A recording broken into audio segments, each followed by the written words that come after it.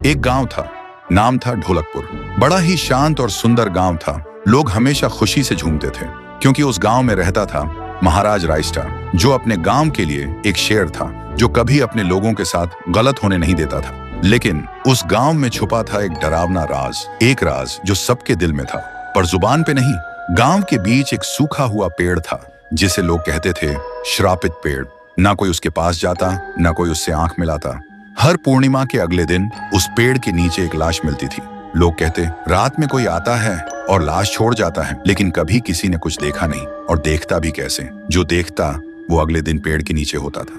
एक दिन रायस्टार ने ठान लिया, बस अब और नहीं, इस राज का अंत मैं ही करूंगा, क्योंकि ढोलकपुर का नाम मिट्टी में मिल रहा था।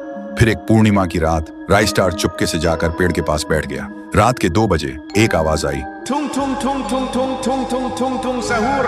और फिर वो पेड़ भूत में बदल गया। वो भूत कुछ अजीब सा था, एक भयानक शैतानी हंसी वाला चेहरा, आंखें बड़ी बड़ी। वो पेड़ चल के एक घर के गेट को जोर जोर से खटखटाने लगता है। तभी एक आदमी डर के मारे आवाज सुन के बाहर निकलता है। वो भूत अपने लकड़ी जैसे हाथ से एक ऐसा थप्पड़ मारता कि उसकी सांस वहीं थम जाती है और उसी जगह उस लाश को ले जाता है और वापस फिर से पेड़ बन जाता था। देखते ही रायस्टार का दिल कांप जाता है, पर वो कुछ बोलता नहीं।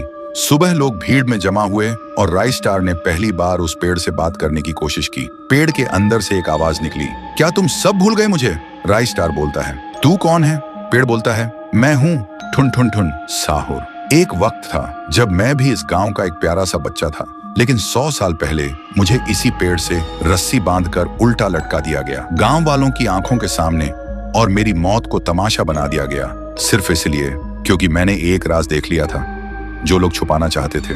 और उसी पल से मेरी रूह इस पेड़ से जुड़ गई। उस दिन से मैं इंसान नहीं, एक सज्जा बन गया और हर पूर्णिमा में एक राजदार को चुनता हूँ और फिर उसे उसकी खामोशी का हिसाब देता हूँ। रायस्टार बोलता है, लेकिन अब तो वो लोग मर चुके हैं ना जो तेरा कसूरवार थे। अब तू मासूम लोगों को क्यों मार रहा है? पेड़ कुछ देर चुप रहता है, फिर बोलता है, ठीक है, बस एक बार मुझे याद करो, एक दिया जला दो, फिर मैं कभी किसी को नहीं मारूंगा। फिर रात में सब लोग आते हैं, एक एक दिया जलाते हैं और तभी पेड़ अपने आप से आग पकड़ लेता है और आखिर में मुक्ति मिलती ठुन ठुन ठुन साहुर को।